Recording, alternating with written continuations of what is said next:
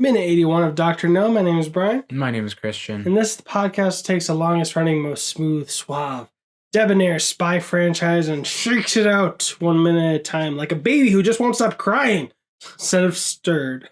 Because this is Bond. Minute Bond. And Mr. Christian, one thing we forgot to mention is that in each shower, they got less and less of a reading with the counters. They kept mentioning. Yeah.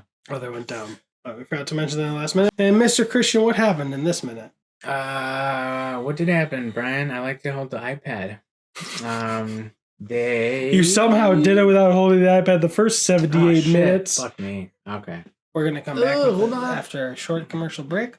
So, they both get another reading. The Geiger reading? Geiger. God, I can't remember that.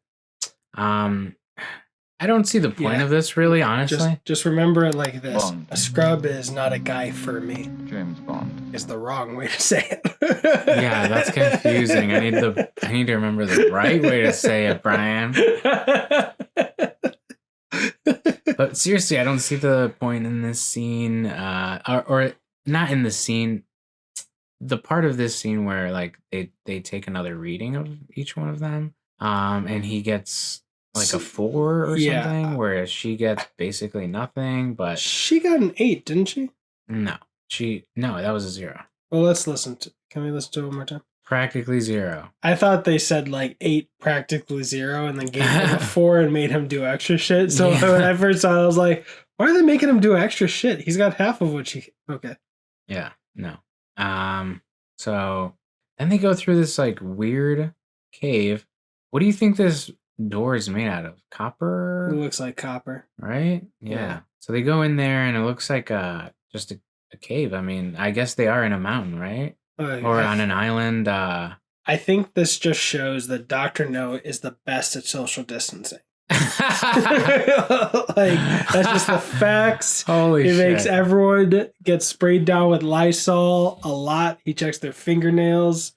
He has a chamber where they close one door and then open the other. Yep. Before bringing them in, don't come up with the clothes. He also has an actress who should have been the secretary at Government House instead of that white lady who was dressed up like an Asian lady.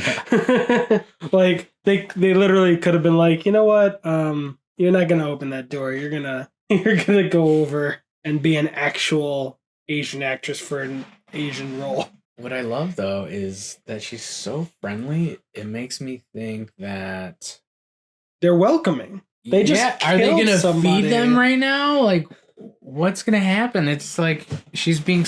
I think she's going to be very hospitable, you know, and she's going to be like, would you like something to eat? Since it's, I love that accent. Bad British. I wasn't even trying to be Asian there. No, I thought it was a bad British. Oh. Would you like something to eat? It just came out awful. Some tea. Whatever it was. You should watch Hamilton. Yeah.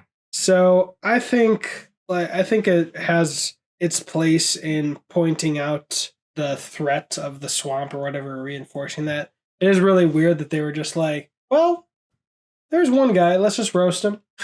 And then, like, Quarrel would have loved this place. Like, they're not torturing them. The most they did was put him in a pair of handcuffs, gave him nice fluffy robes and slippers. And now they're going into another room. Yeah, it's interesting, though, because that room in the middle has, like, cool purple and regular lighting coming in. Like, where's the light coming? Yeah.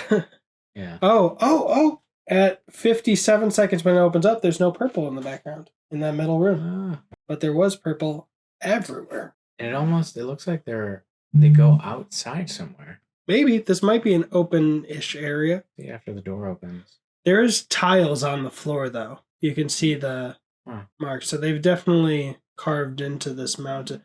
Or, you know, this is a set because at 38 seconds you can see in the background where the two pieces meet. Yeah. It's not a solid piece of rock. Any predictions? I don't know. You saying that they might get dinner reminded me of, especially since it's inspired by Bond, Mirage in the first Incredibles. What? Mirage. The woman Mirage in the first Incredibles. She works for Syndrome. He's He What is has a she? place in the volcano, and she feeds Mr. Incredible. I don't remember what she looks like, but what about her? She reminds me of this woman because Oh. she is the henchman of a Bond villain esque in Syndrome, but she's very hospitable. She tricks Mr. Incredible and feeds him, and it's nice. And she has a turn to good at the end, but you know, Syndrome lives in an active volcano. Yeah. But I don't know. All right, if she feeds them, what food? What do you predict? I predict fruit. Fucking burgers and bratwurst. I think you're projecting. Yeah, that's what I want right now. I don't know, man. I'm excited to find out what happens, though. It's getting more and more interesting every minute as they're getting closer and closer to meeting Dr. No. Now, do you think they're going to meet Dr. No together or separately? That's an interesting question. I'd say together. How about you? Probably together. But I wouldn't be surprised if separate. I wonder if they're going to be put in like solitary, for 2 weeks. No, in two different places.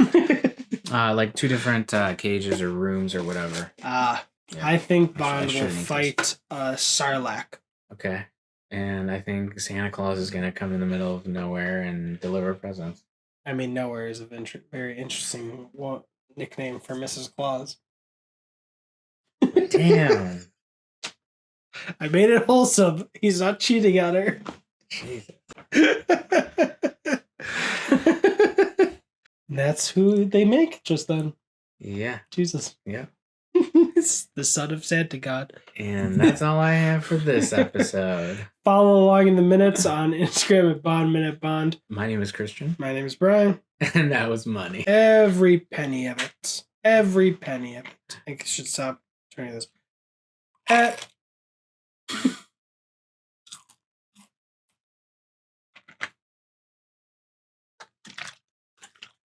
Every penny of it.